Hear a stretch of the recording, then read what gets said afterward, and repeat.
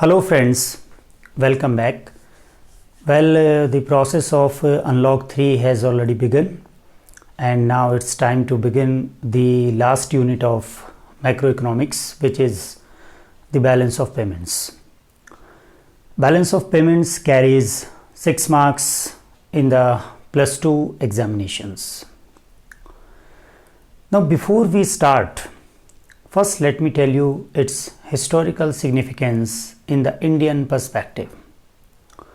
It was the time of 1991 when P.V. Narasimha Rao was the Prime Minister of our country, India, and Dr. Manmohan Singh was the Finance Minister of that time. During those days, Indian economy was more or less closed economy, and it was suffering from a BOP crisis. BOP stands for balance of payments. And that time we were compelled to introduce the new economic policy. As we know that NEP with effect from 1991, because from that point of time Indian economy had converted into the open economy from the closed economy. Because I'm talking about the closed economy more and more because up to the unit number 4, which is the government budget and the economy, we have dealt with all the macroeconomic parameters or attributes in relation to the closed economic model. For the sake of simplicity, we followed the John Maynard Keynesian model of macroeconomic, though in real terms all the economies are open economy. So in open economy there is a significant component which is known as rest of the world. And yes, here we begin with the balance of payments. Balance of payment is a statement of accounts which shows countries' inflows and outflows of foreign exchange in a fiscal year. Fiscal year, and year which starts from 1st April and ends in up to 31st March in India. And the foreign exchange means the currency other than the domestic currency are termed under the foreign exchange.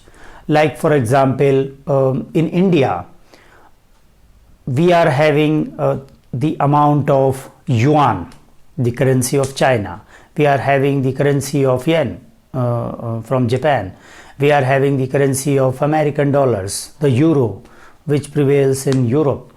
So the currency other than the domestic currency means the currency other than the Indian rupees are termed under the foreign exchange.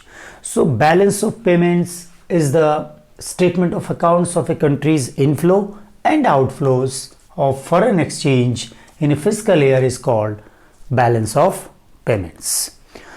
So here we know that it is the statement of accounts, and you know in all accounts there are two sides, debit as well as credit. So in BOP also, the BOP has debit side as well as the credit side. Now what are these and what they record? In simple words, please try to understand that any inflow of foreign exchange is recorded into the credit side. Like for example, exports. Exports. If country will do exports, suppose a firm will do exports, suppose an individual will do exports, then what will happen? There will be inflow of foreign exchange into the domestic country. So it will be included or recorded under the credit side. Now if we see the debit side, any outflow of foreign exchange means the activity, the economic transactions in which the foreign exchange is being outflowed from the country. Like for example, the imports. So imports of a goods or services. What will happen if import will be there? It means there is a decrease in aggregate domestic demand of the domestic products. It means we are demanding the foreign products instead of the domestic goods. So import is being increased and there will be outflow of foreign exchange. Remember that all kind of agreements, all kind of sale and purchase, if they are in international market, so they will be done in foreign currency only. And foreign currency other than the domestic currency are known as foreign exchange. Most popularly, we make payments, we receive payments in terms of dollars. So dollar is a foreign exchange. So that is why in international trade, a country which is having more forex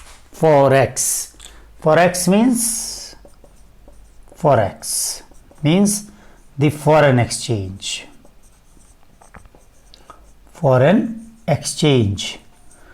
The country which is having more foreign exchange is termed as more powerful in terms of trade.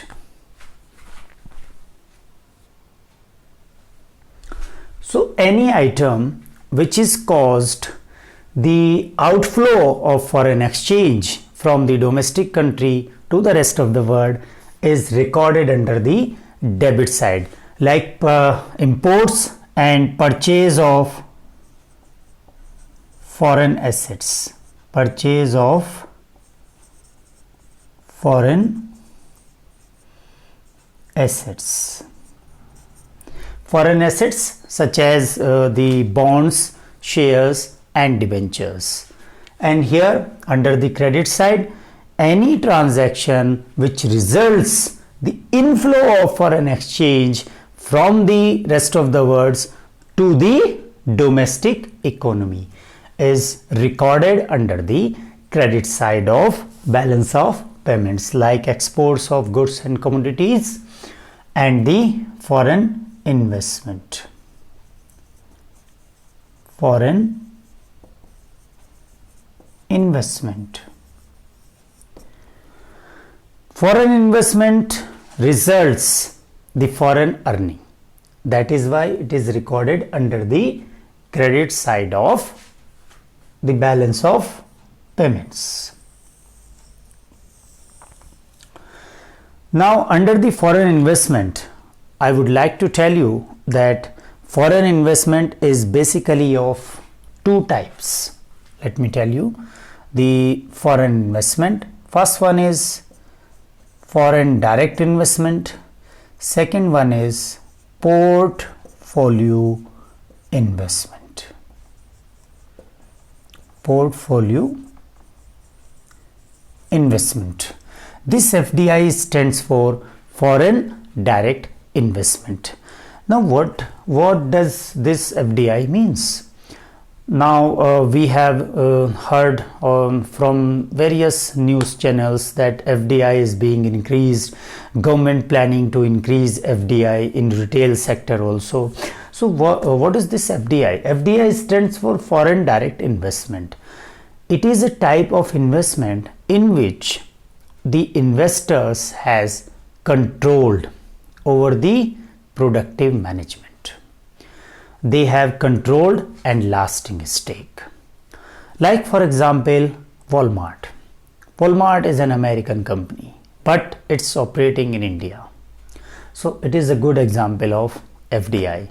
It's having its ownership in Indian retail business, in Indian business, in Indian market. It's having its control.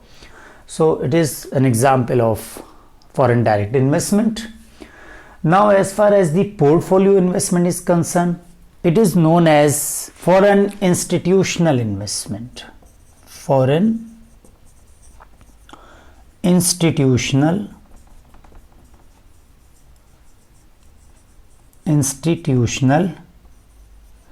investment. In short, we can say FII, foreign institutional investment. It will not give you, or it will not give to the investors the controlling capacity, the managing capacity. It is related merely with the market depth which the investors get from the market in terms of equity, the small amount of equity shares, like the investment in the stock market, etc. Means the ownership is not involved in foreign institutional investment or portfolio investment. So these two are the example of credit side of balance of payments, and these two, imports and purchase of foreign assets, are the examples of debit side of balance of payment, because they are caused the outflow of foreign exchange, and here the exports and foreign investments are caused the inflow of foreign exchange. Now, as far as the components of foreign exchange are concerned, the components of BOP are concerned, or balance of payments, it has mainly two accounts. The first one is the current account, number one, the current account, and number two, the capital account. Mainly it has two components. Now, current account records all the transactions related with visible trade. Visible means the trade, import and exports of goods, as well as the invisible trade. Invisible trade means the services, and the unilateral transfers or transfer payments. So under current account, examples: the visible trade, visible and invisible trade, visible and invisible trade. Under the visible, we have export and import of goods. Now, under the invisible, we have export and import of services, and the transfer payments. Transfer payments such as the unilateral transfers like gifts, grants and remittance. Now under the capital accounts, it records all the economic transactions which are related with the formation of assets, or which are dealing with the status of assets or liabilities. So it records like the investment,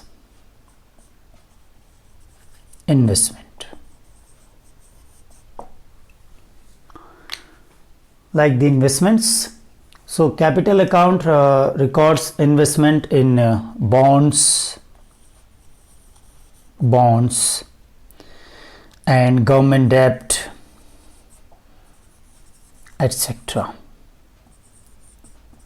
So basically it records the economic transactions which are related with the assets of the country.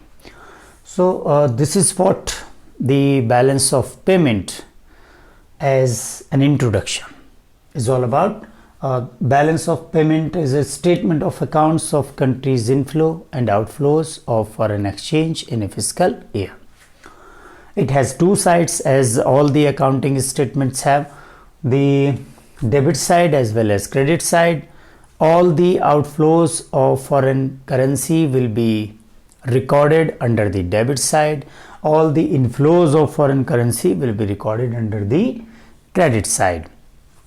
And as far as the components of BOP is concerned, it has mainly two accounts: current account, which I will be dealing in my next videos in details, current account and its components, and second one is capital account and its component. Hence, it is very difficult to record all the international economic transactions accurately. So there is one more element of balance of payment, which is called as errors and omissions. Errors and omissions. Whatever is left from these two accounts, it will be recorded under this third element, errors and omissions. So that's all for today's class. Hope you all are getting, and in my next class I will tell you about the current account of balance of payment. Thank you for watching.